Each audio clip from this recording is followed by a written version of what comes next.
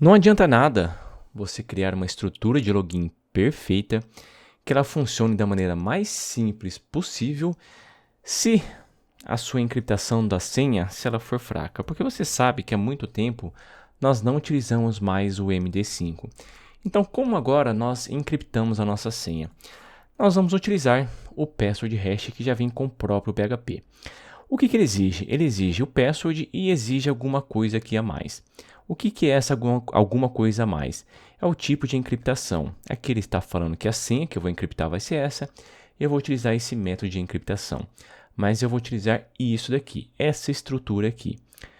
Eu vou utilizar o password hash, eu vou chamar a senha que eu quero encriptar e vou trabalhar com o bcrypt. Então vai ser essa estrutura que eu vou utilizar.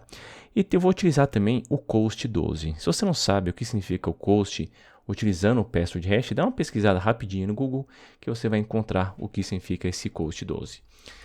Vamos lá. Então eu vou criar aqui, dentro de app, dentro de source, eu vou criar uma classe específica para poder trabalhar com o password. PHP namespace app/source class password. E nessa classe password eu vou criar dois métodos estáticos, vai ser public stat function, um método para poder criar a encriptação. Então aqui eu vou chamar o password e vou colocar toda aquela estrutura aqui dentro, só que aqui eu vou chamar um return. E também eu vou criar um public static function, vai ser para poder verificar se a senha digitada pelo usuário lá no formulário se é igual à senha cadastrada lá no banco de dados. Eu só vou substituir aqui, vai ser o password. Vou chamar aqui o password e vou chamar o hash. Por que eu estou chamando esses dois parâmetros aqui no verify? Porque eu vou utilizar, vai ser um return password. Return password verify. Nesse password verify, o que eu estou esperando? Estou esperando o password e também estou esperando o hash. Agora, ele vai pegar dentro desse password verify e vai verificar se a senha digitada pelo usuário é igual à senha cadastrada lá no banco de dados. E ele vai retornar verdadeiro ou falso nesse password verify. Então, eu já tenho os dois métodos para poder criar a senha e para poder verificar essa senha. Para você ver como está funcionando, eu vou chamar aqui um password 2.2.make, vai ser make123. Eu vou criar a senha 123. Eu vou encriptar essa senha 123. Agora eu vou voltar aqui na página inicial, eu vou atualizar a página. Apareceu aqui o password hash, só voltar aqui. É return, me desculpe, é return password hash. Você vai ver que vai criar um hash aqui. Mas olha que interessante. Eu vou atualizar a página e veja que o hash ele altera. Toda vez que eu atualizo a página, ele altera.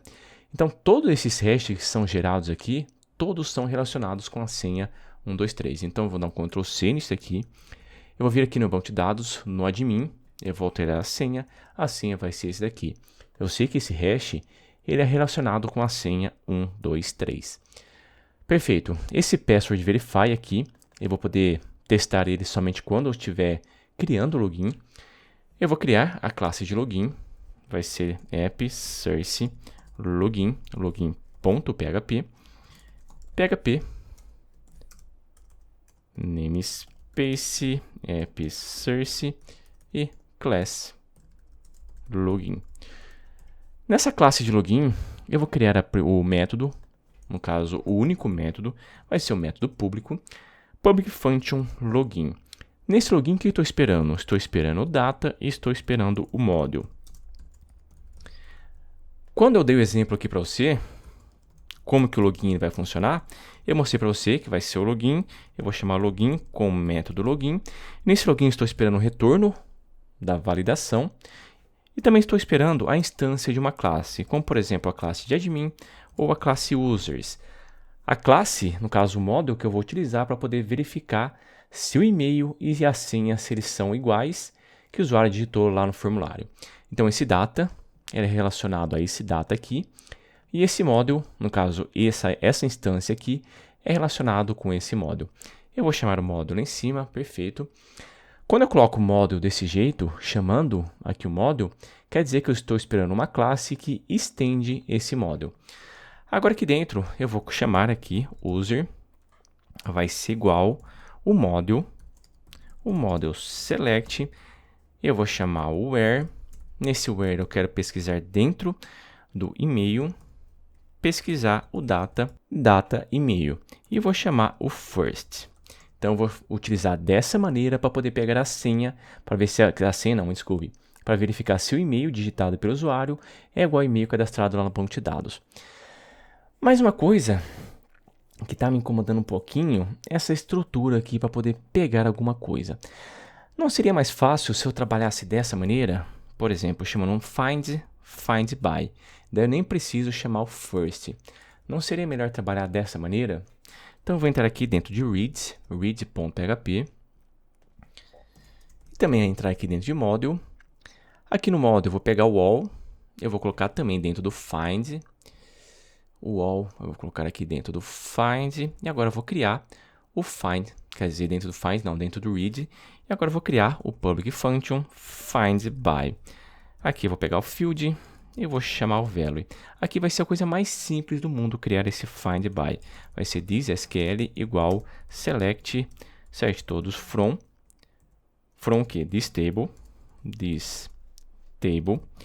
Agora aqui embaixo eu vou colocar this where o quê? Field igual value. Agora, value.